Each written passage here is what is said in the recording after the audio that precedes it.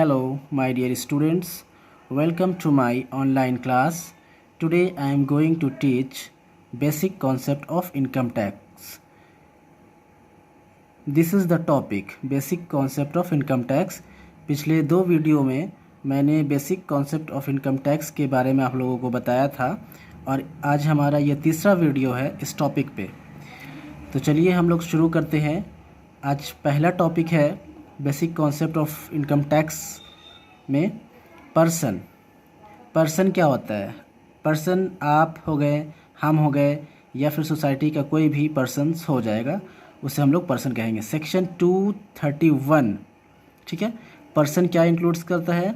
An individual, कोई भी single person, Hindu undivided family HUF, कोई कंपनी हो, कोई फर्म हो, कोई एसोसिएशन ऑफ पर्सन हो जिसको शॉर्ट फॉर्म में हम लोग AOPS कहते हैं, अ लोकल अथॉरिटी हो, every artificial juridical person not falling with in any of the preceding सब क्लाउजेज। ये हमारा पर्सन्स के अंडर में आते हैं और इसका सेक्शन होता है 231। क्योंकि इनकम टैक्स में सेक्शन बहुत ही इम्पॉर्टेंट होता है, इसलिए हम लोगों को सेक्शन याद रखना बहुत ही ज़रूरी रहता है। नेक्स्ट है SSE। SSE किसे कहते हैं? इसका सेक्शन है section 27। SSE means a person. SSE means क्या होता है? कोई आदमी बाई होम इनकम टैक्स और any other sum of money is payable under the act. It includes every person in respect of whom any proceeding under the act has been taken for the assessment of his income or loss or the amount of refund due to him. SSE simply means कोई person जो कि tax pay करता हो अपने previous year के income पे। ये क्या इंक्लूड्स करता है? डीम्ड SSE, ठीक है, और SSE in default. Deemed SSE क्या होता है वो देखिए। Deemed SSE is liable to pay income tax on income of another person. Deemed SSE मतलब होता है is liable to pay income, जो कि इनकम पे कर सकता हो टैक्स को on income pay of another person, दूसरे पर्सन को। SSE in default, a person has to fulfil the legal obligation under income tax act to pay income tax on behalf of others.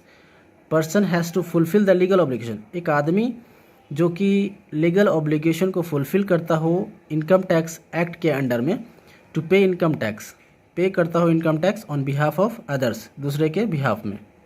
Next है if a person fails to fulfil the obligation.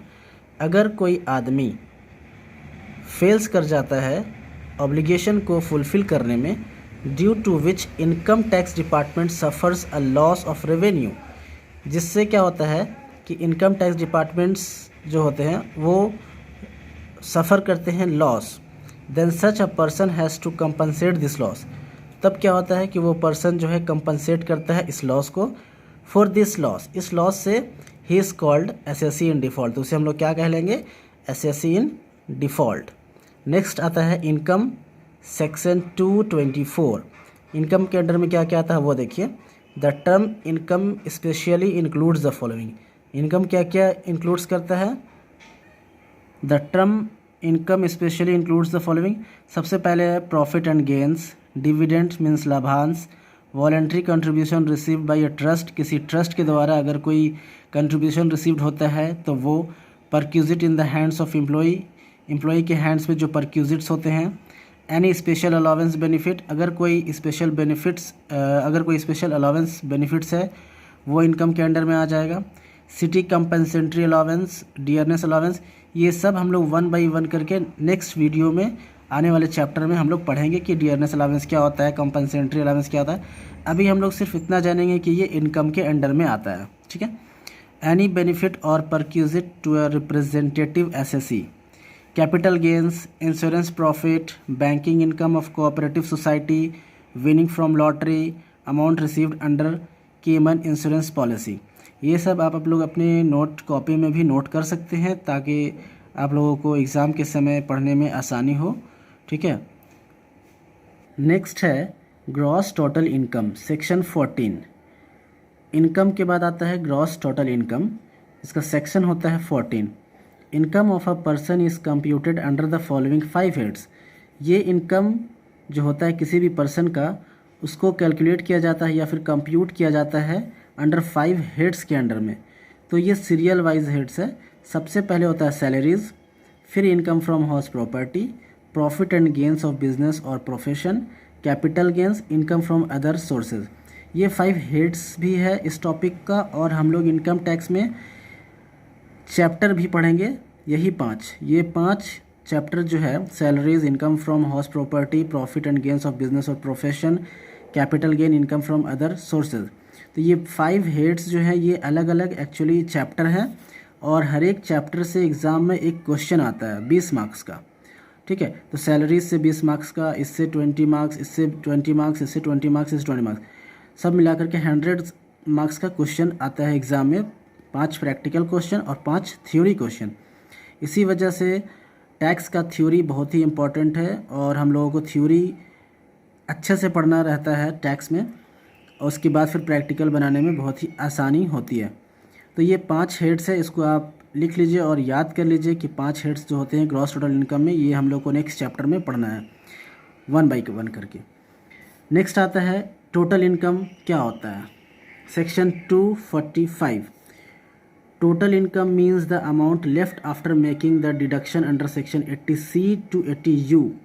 इस section के under में जो भी deduction होता है वो amount जो बच जाता है, लेफ्ट मीन्स बचना, वही हमारा टोटल इनकम हो जाता है। फ्रॉम ग्रॉस टोटल इनकम, किससे?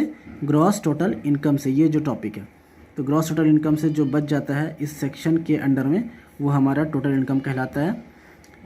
It is also known as net taxable income. इसको हम लोग नेट टैक्सेबल इनकम भी कहते हैं। किसको? टोटल इनकम को। Net taxable income is rounded off for calculating income tax in multiple of 10। और ये नेट टैक्सेबल इनकम जो है उसको राउंड ऑफ करने के बाद कैलकुलेट करते हैं, तो वो हमारा हो जाता है क्या? ₹10 रुपीज़। ठीक है, वीडियो लेंदी हो जाए तो नो प्रॉब्लम, आप लोग वीडियो को पूरा अच्छे से देखिएगा तो ही समझ में आएगा। नेक्स्ट टॉपिक है एग्रीकल्चर इनकम क्या होता है। सेक्शन 10(1) अकॉर्डिंग टू सेक्शन 10(1) क्या होता है। Section 10(1) provides that agriculture income is not be included in the total income. तो एग्रीकल्चरल इनकम को टोटल इनकम में इंक्लूड नहीं किया जाता है of the SSC। However a method has been laid down to levy tax on agriculture income. Method has been in an indirect way. Indirect way में इसका काम हम लोग indirect way में करते हैं। It is applicable to individual। ये applicable होता है किस पे? individuals पे, जो हम बताए थे इनकम के अंदर में आता है। HUF, unregistered firms, AOP, BOI and artificial person. ठीक है ना। 2 condition which need to be satisfied for partial integration are. 2 condition होता है जिसमें कि ज़रूरत पड़ता है सेटिस्फाइड फॉर पार्शियल इंटीग्रेशन के लिए। पहला, net agricultural income exceeds 5,000 per annum. Net agriculture income exceeds, कितना एक्सीड्स होना चाहिए? 5,000। Net agriculture income exceeds basic exemption limit, जो एग्जेम्पशन लिमिट है उससे एक्सीड्स होना चाहिए। नेक्स्ट टॉपिक है computation of tax on agriculture income in India. ठीक है, इस टॉपिक में स्टेप 1 से लेकर स्टेप 5 तक आपको दिया हुआ है। पहला स्टेप है compute tax on non agricultural income plus agricultural income. ठीक है। सेकंड है compute tax on agricultural income plus basic exemption limit. Third है tax payable by the SSC is equal to step 1 minus step 2। Step 1 में से step 2 को minus कर देंगे तो हमारा tax payable by the SSC आ जाएगा। फोर्थ स्टेप है add surcharge deduct rebate under section 87A if applicable, अगर एप्लीकेबल हो तो उसको डिडक्ट किया जा सकता है। 5 स्टेप है add education cess 2% and SHEC at the rate 1%। Education 2% होगा और SHEC एट द रेट जो है वो 1% होगा। नेक्स्ट है taxability in case of non agriculture and agricultural income. ये स्ट्रक्चर हम आपको नेक्स्ट वीडियो में समझाएंगे। ठीक है, आज के इस वीडियो में बस इतना ही। आप लोग मेरे वीडियो को अच्छे से समझिए। जहाँ कहीं कोई प्रॉब्लम हो तो मुझे ज़रूर कमेंट कीजिए, और अगर मेरे चैनल को सब्सक्राइब नहीं किया हो तो जल्द से जल्द सब्सक्राइब कीजिए और बेल आइकन को क्लिक कीजिए, ताकि हमारा आने वाला वीडियो आपको मिलता रहे और आप हमारे वीडियो से घर बैठे पढ़ाई कर सको। ठीक है, thank you all of you.